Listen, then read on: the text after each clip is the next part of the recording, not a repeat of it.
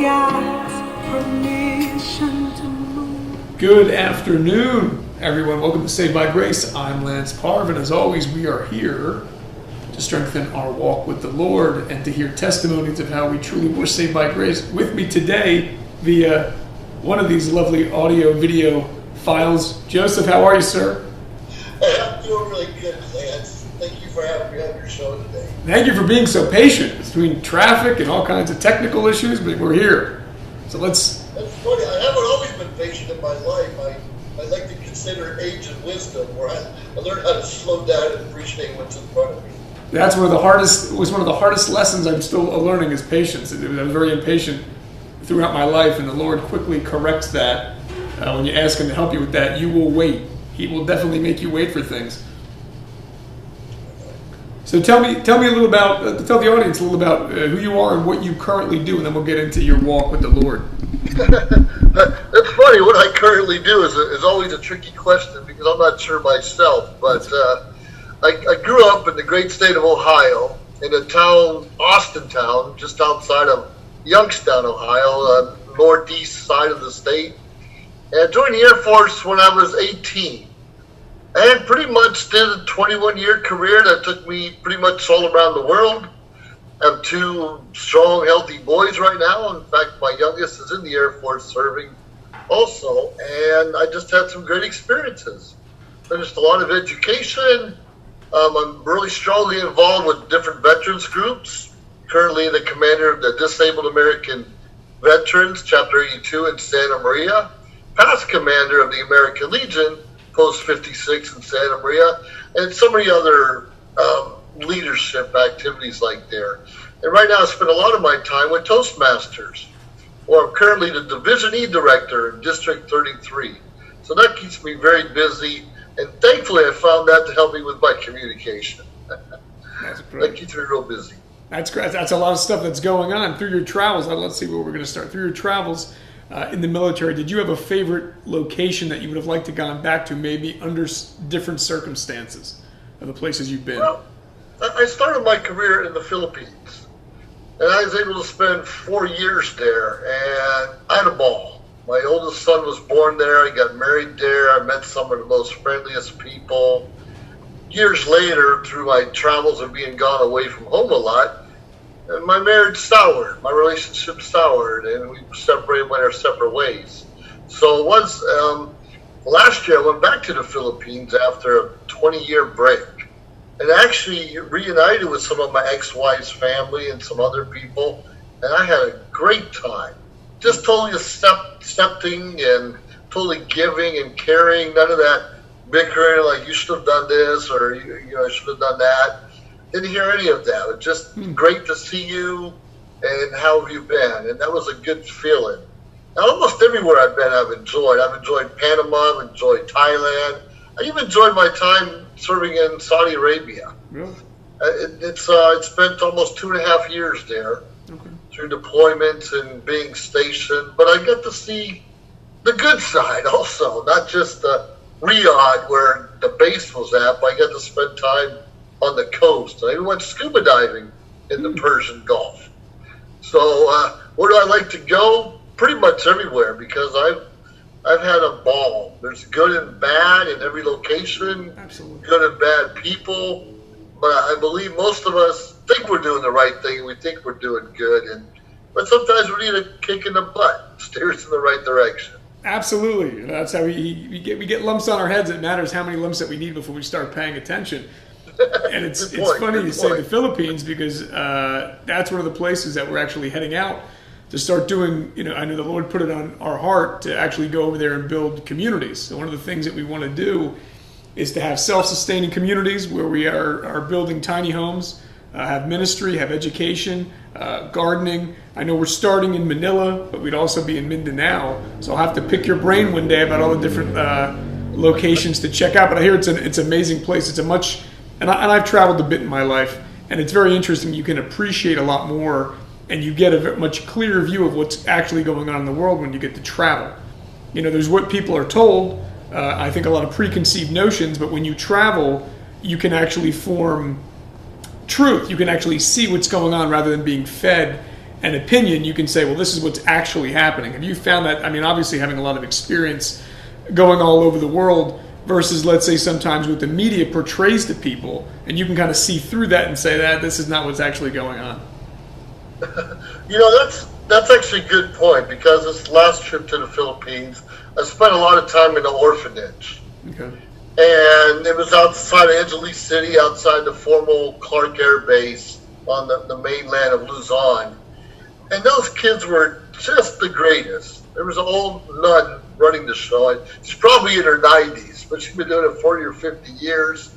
And even though everyone was poor, a lot of clothes were tattered, probably food was even scarce, they were so friendly. They were so invited. They didn't ask us for one thing. And it was a group of us, probably a dozen, that were stationed in the Philippines at different times.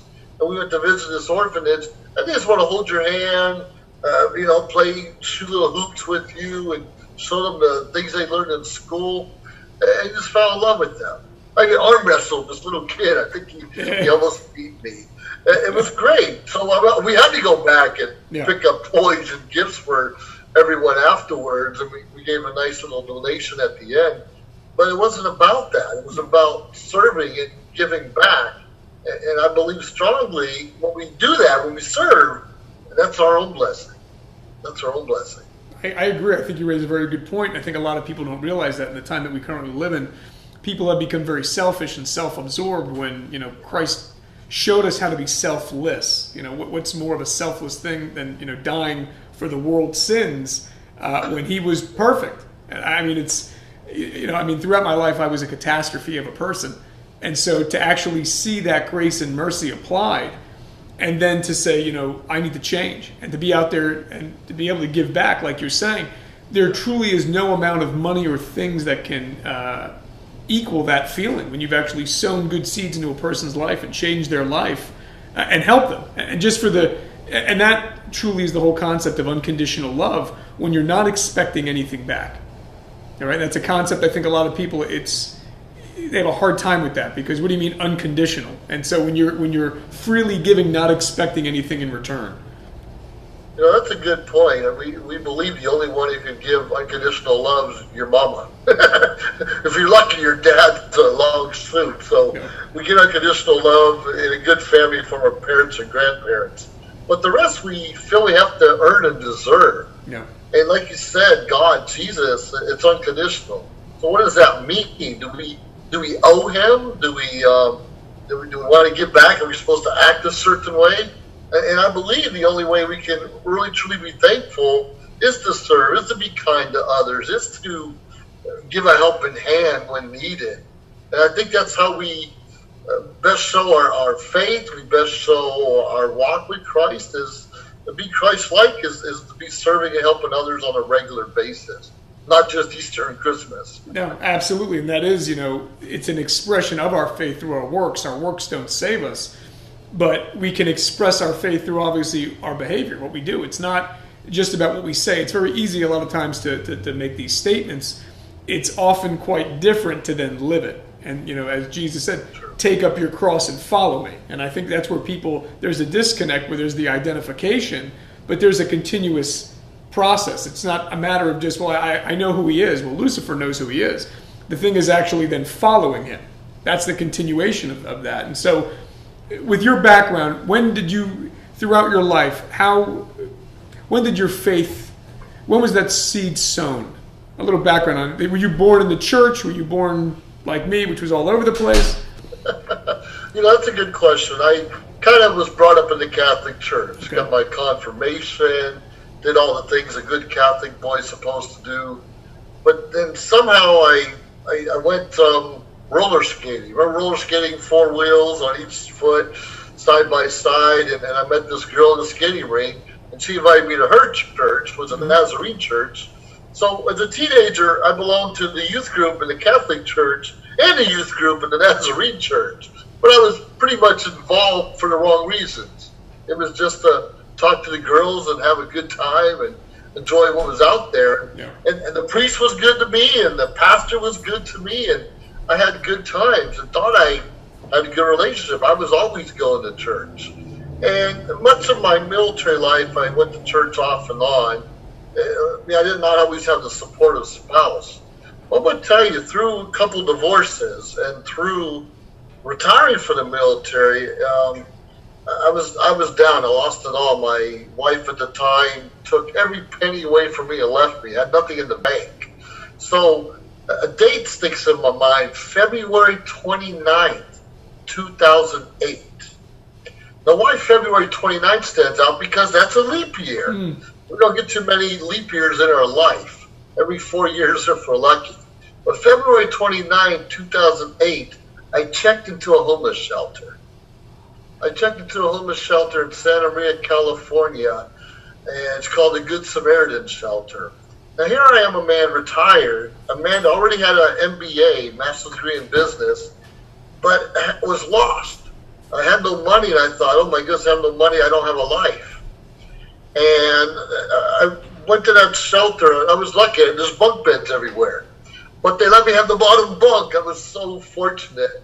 And my bunkie above me had at least 10 years on me and mumbled and grumbled, and it was frustrating. But he became a mentor for me. He showed me that he'd be eating his scraggy beard, have food in his beard, and cigarette smell on his breath all the time. But he taught me there's more important things than money. It was relationships. And we learned how to dig into relationships. He taught me a lot of other things too. But the point of going to the shelter, I was there in February, and a lot of churches go and serve food, prepare food for the homeless on a regular basis. And there was this, I went to different churches to try to get to know some people. But it was this one time where this one church, and it's Assemblies of God Church, where they came and wanted to have Bible study, wanted to start Bible study with some of us people living in the shelter. And I had no problem with that. I wasn't ready. I was kind of kept to myself a little bit. But there was this one guy that came in there. Now, the homeless shelter is probably half hour, 40 minutes from Vandenberg Air Force Base where I retired. And I was an officer. I was up to a captain at the time. And I got out of the military. And here this is, there's senior airmen. A low-ranking airman in the Air Force was part of that prayer group looking around and looking for people to pray with. Just so happens, that guy used to work for me. He used to work for me. And I seen him, and I'm hiding. I didn't want him to see me there. I'm hiding behind other bunks. I'm going to the dining room, in the restroom, wherever I can do, waiting for him to leave. But one day, probably it had to be May, where somehow there's nowhere else to run. I couldn't hide. I couldn't run. And face to face, eye to eye. And he didn't say, what are you doing here? He didn't say, what's wrong with you? None of that. He said, sir, can I pray with you? Sir, can I pray for you? Can I pray with you? And that was the beginning. Humble. Here's a man who used to work for me, coming back and seeing me at my wit's end. And it probably wasn't until, June or maybe even July where I fully accepted where I was living at that point. What got me into the situation to begin with, and asked for God. I was leading Bible study in that shelter a couple months later. I was leading, exactly, had a good team, and I started taking that airman out to lunch. I learned how to appreciate where I was. I was able to save money, but more importantly, even works don't do it all. I was able to help other people get out of their circumstance. I was able, through prayer, to maintain my focus again, helping people write resumes, driving them to interviews, helping them get themselves clean. And I found my purpose. That was my purpose at the time. That's why I was there. Yeah. After I got on my own pity party, and someone smacked me, even though in a kind manner, that's when things changed for me, and I got to focus on outside of my circumstance, as they say. When we get out of our circumstance and see others, most of us are usually better off than someone else, and we can always help them. But that was it for me. 2008, February 29th, when I checked in the shelter, and 2-3 months later, Bible study and a guy working for me kind of checked me, and I started doing it and helping others. That was kind of in 2008. It's beautiful, and to see the precision of God, and it's it's interesting. People have a hard time understanding why we have to go through trauma to learn, and that's often the time where we become, number one, that humbles us. We realize we tend to be put in a situation where we know we didn't solve it, Jesus did. Because that's the thing. If it becomes a situation that we think we could solve, we're like, oh, okay, I took care of this. When you get to that point, you're like, no, this had nothing to do with me. It was all the Lord. And even having the gentleman who used to work for you come in, I mean, people are like, what are the odds of this? It's like, well, no, actually, God's precise. So to see that and then to surrender your life, where it's no longer your life and you're actually helping others at that point, and then you start to get that thing of like, there's more. We're here for more than getting a paycheck, and I wish more people could see that, because there becomes an appreciation. And oftentimes when we've gone to speak at some schools, we've talked to kids of how they would define spoiled, and most people would having a lot of stuff. I don't think so. It's not being grateful for what we have, and that's a dangerous thing, because often people equate it with just having a lot of money, but it has nothing to do with just having a lot of money. If we're not grateful, there's a spoiled kind of air about us that can happen. But when we've had that taken away, you become extremely appreciative and grateful for every blessing that you're giving, and you truly see God's hand in your life every single day. That's a pretty good point. Like you say, until it's taken away, and money's not necessarily the root of all evil. It's the appreciation of what do we do with it, and basically how we earn it too kind of makes a difference. And I like how you put that. If we're using it to help others, how can we go wrong? And we have to humble ourselves, or often hit rock bottom. And I think it's a roller coaster. And I think as we fall or we fell or we think, woe is me, it's a test. Yes. That's when God has his hand out. Jesus has his hands out. And just saying, come on, son, come on, daughter, just ask for me. Just reach for me, and I'm here. And it's like swimming for the first time, right? Yeah. Your parents in the water, you ask your kid to jump in, and it's faith. You got those little water things on the arms, and you hope that's enough, but you're not relying on that. You're relying on your parents, on your loving, unconditional loving parents, which is Jesus in this case, to be there when we fall. And just waiting for us. Come on over.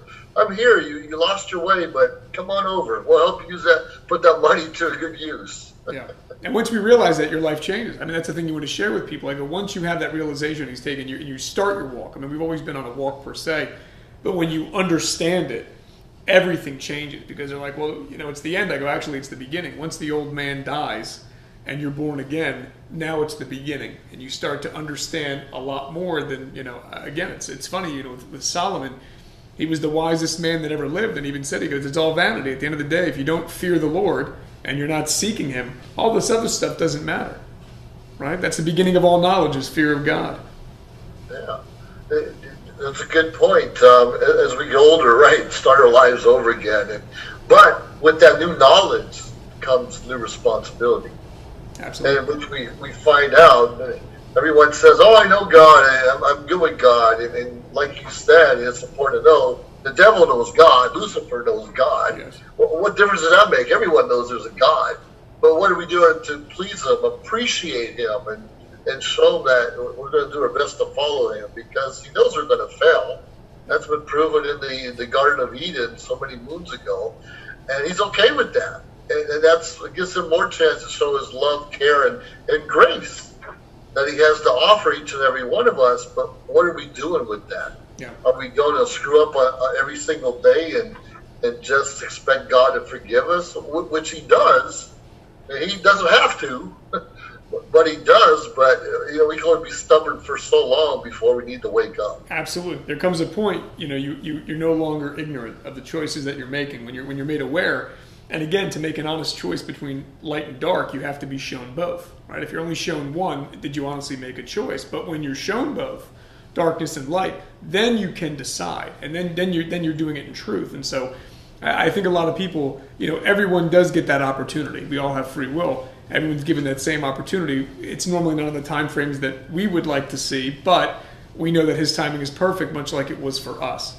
Because there was a very specific time when it's like, now you're ready, right? Now you're ready. But again, it's very difficult for a person outside of that to see that. They're like, well, why do you have to go through so much? And that's why.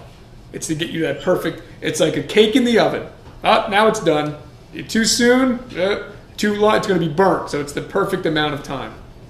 That's a good point. I know you've talked about, and other people too, is if we got everything we prayed for and asked for, we'd probably be pretty miserable. Especially when relationships. Oh God, please help me, this person to acknowledge me and go out with me, and find out later, oh, thank you God, it didn't happen. Or thank you, I didn't get the car of my dreams, or whatever, because God has something better in store for us. Unfortunately, we want satisfaction right here and now. We don't have that patience, don't practice it. All in God's time, and it's difficult. But when we're learn to be satisfied and content with what He does offer us, what we do have, most of us have food and shelter. Some of us are stubborn and would rather fight with someone than accept what they're giving us. But once we get over ourselves, then we can truly appreciate what's out there. And I think that's, and you too, when you travel to the other countries, even though America's not perfect, not by any means, but when you go to other countries, you can appreciate the things that we do have in this country. And our free will sometimes gets us in trouble. Yeah, absolutely. We're children, and we need that guidance, whether we wouldn't like to admit that or not. But again, when you look back on the past decisions that we've all made, we go, thank you for being patient and long-suffering, because I see with my own, I ran into brick walls. And we're allowed to do that because it shows us this is what happens when you're guiding yourself. And so again, when you're shown that mirror, there's nowhere to run. You can't deny what you've done because you did it. No one made you do it. You did it. And so you have that realization. I think more people are having it now. They start to see it's a different time, and they're seeking truth, which is great. To be able to be included in the process of salvation is it's a blessing, because again, to have that job is anything else would really be a demotion, honestly. So, what projects do you have coming up that people can catch you and find out more about you aside from Toastmasters? What are some of the things that you have coming up in the works? Well, sure. Besides the veterans organizations I'm involved with, and it's funny you mentioned tiny houses. I'm on a committee of tiny houses in my community. Really? Where we're looking to build them for the homeless. And I think like everywhere else, we can get the labor, we can even get the materials. It's finding a place to put them. And finding people to trust to have someone homeless or down your luck in your neighborhood. And that's going to be a struggle always. But I'm on those kind of committees. Okay. I spend a lot of time vacationing and traveling. And the company I'm involved with, I have a VIP-vacation-club.com. But one of the things we do is we work with the Boys and Girls Clubs. And we build basketball courts. Okay. And we go out there around the world and we build basketball courts and help them have an enjoyable, safe place where you're not tripping on a pothole or crack somewhere and doing that. And we also have teams in Guatemala, and we build bottle houses, bottle schools. Okay. Where they actually take 2-liter bottles, stuff them with trash, and the whole community gets involved and stick them in a frame and put plaster around them, and they're strong, supported walls. So it's an organization I'm involved with, but you can catch up with me through my website, josephskoda.com, JOSEPHSKODA.com, to see some of the things I'm involved with. But love it all. I'll try to give back and serve when I can, and sometimes we have to humble ourselves and be willing to listen. I hear you, but be led by the Spirit. Right? That's the thing. It's a hard thing. We stop guiding our life. Well, thank you, sir, so much for stopping by today, sharing your story, your testimony, all the great things that you're doing the Lord's work. And come back. You're welcome anytime. I appreciate it. God bless you and your ministry. Life is good. God bless you as well. All right, Joe. We'll see you next time. Thank you. Bye. God bless you.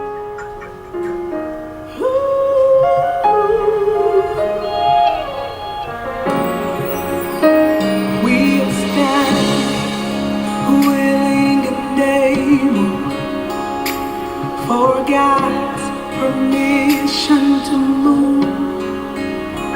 We are standing